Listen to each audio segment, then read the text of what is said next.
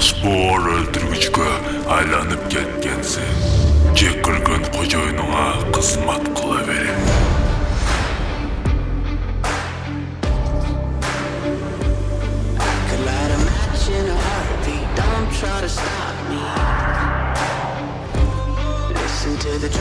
Жөнөдүк!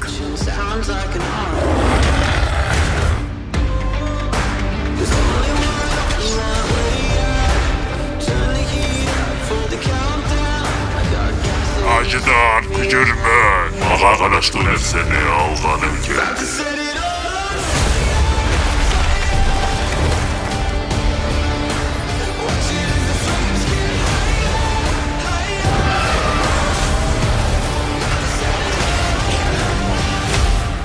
Çiğnemliğini buzgan olsa, alardı жалын менен тазартам. Девианды бизге кайтарышың керек. Sen жалындын баласысың. Менин бөлүгүмсүң. Мага баш ийесиң. Эч кимдин баласы эмесмин. Мен өзүм жалынмын.